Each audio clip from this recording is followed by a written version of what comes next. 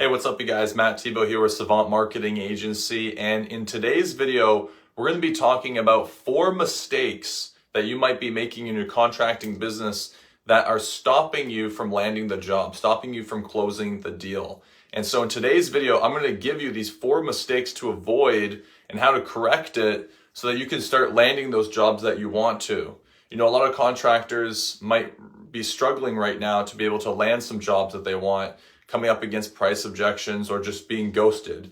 And so in this video, I'm going to reveal to you, after working, with countless contractors and helping them with their sales, some of the common things that I see that are really holding them back from getting to that next level into their contracting business. So without further ado, let's jump right into things here.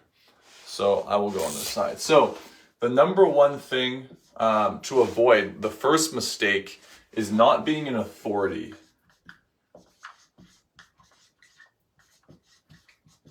And what I mean by this is a lot of contractors will just see themselves as like someone who takes orders. So they'll do like a meeting with a homeowner, and the homeowner will say, hey, we want this done, we want that done, we want that done. And a lot of contractors will kind of just say like, yeah, okay, we could get that done, like just being a yes man, right? And it's really important to understand the importance of being an authority when you're going into a sales environment as a contractor. Now, what does that look like? What it looks like is the authority is the one who is always asking the questions, right? So if you go in there as a contractor immediately for like your first kind of estimate, you should be walking around talking with the homeowner and asking questions of like, okay, like, why is this? What is that? Blah, blah, blah. If they say they want something, saying like, okay, why do you want that? Why do you want it this way? Basically what you're doing is you're collecting information, and then what you're going to be doing is diagnosing the situation and giving them a recommendation, right? Because you never want to be like a yes man when you're a contractor, especially in a sales environment, because what that's going to do is it's actually going to make them less confident in you, because they're going to start to not trust the fact that you actually know what you're doing. If you're asking questions, and more importantly, sorry, I just pushed this. If you're asking questions, and more importantly, if you actually tell them no, like they say, hey, I want this done, can you do it that way? And you say, hey, sorry, actually, I don't think we can do that. Based off of what you said here, here, and here, and this specific situation, I don't think that that's going to be something that's possible. So that's number one, is not being an authority and not taking control of the sales environment. That is going to be costing you a lot of jobs. All right, so second one. The second one is actually not even asking for the sale.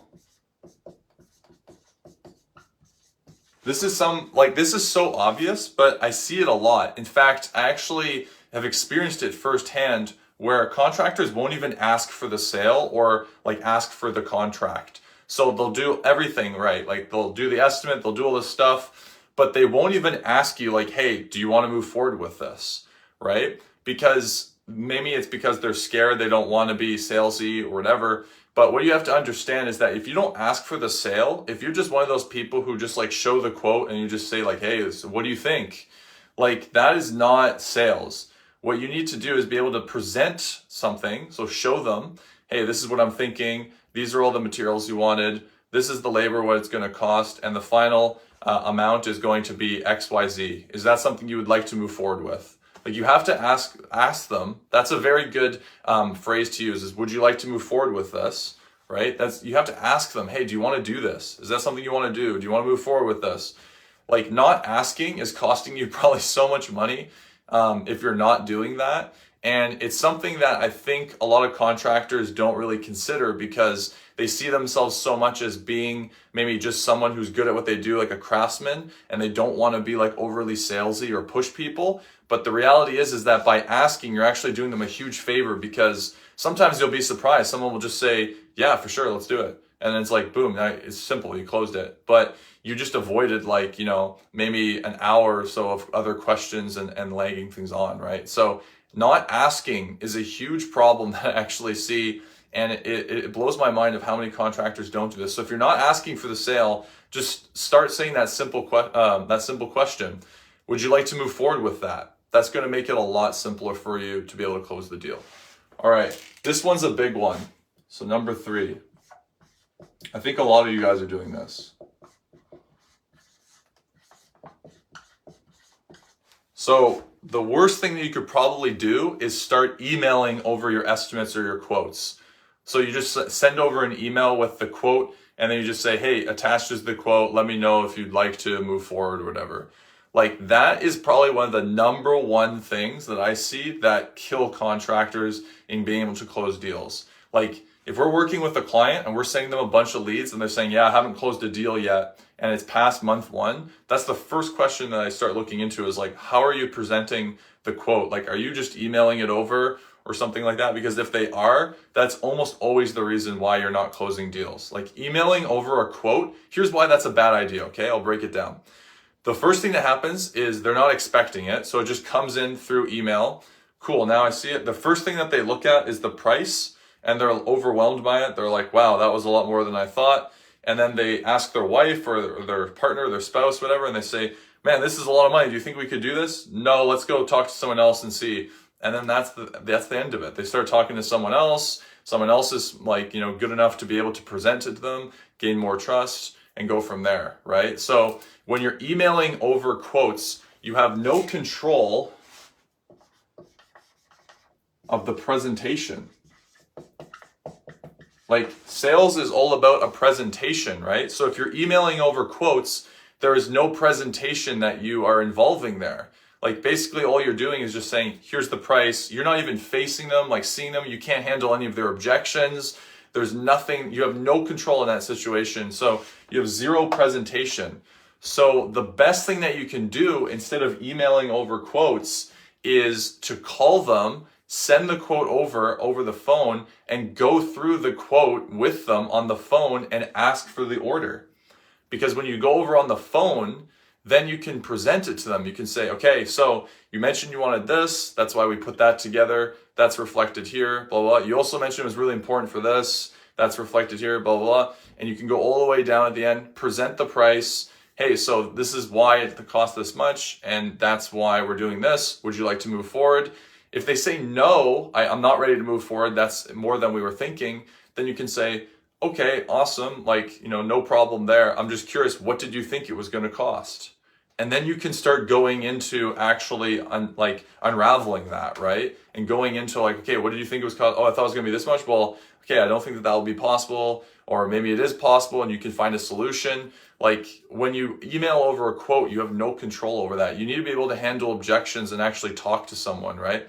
And I suspect the reason that a lot of contractors do that is because they're scared of actually going into the sales environment, right? Like, they don't want to present the price. They're kind of scared of rejection, blah, blah, blah. But you need to get over that if you want to be able to grow your business and do really well as a contractor. You need to be able to sell and present your quotes and do it in a way that's professional, respectful, but also in a way that's conducive to actually making the sale, right? And then number 4 is no follow-up.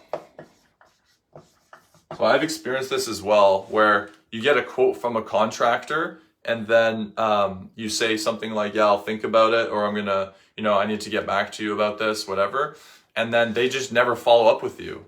Like, I've had someone where they sent a quote over to me through email, and then I looked at it and I was like, okay, that's like, I'm gonna talk to some other people and see maybe there's some other quotes. And then they just never followed up with me ever. So then I just ended up working with someone else. And this is like one of the bigger ones too. Like, I saved the last 2 for the biggies.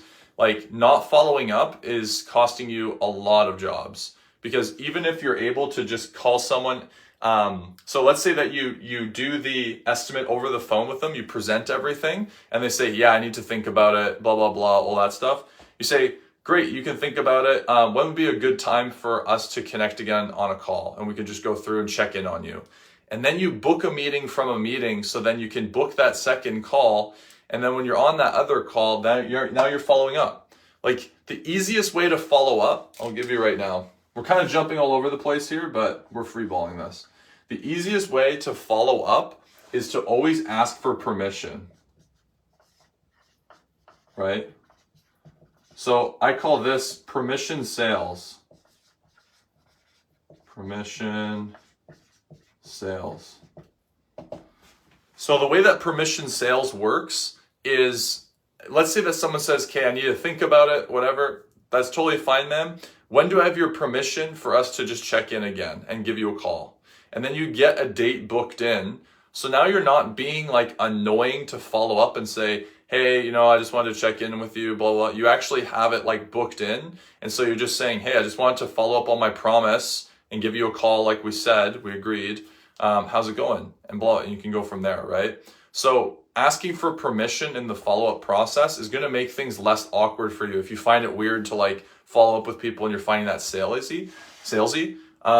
And so following up is one of the best things that you could do, because it's just going to allow you to catch the people who maybe need to think about it. Maybe they're just not ready in that moment in time, but a lot of people will be ready if you keep following up. And guess what? They're going to think of you when they are ready to move forward, because you're the only person probably who's reaching out to them.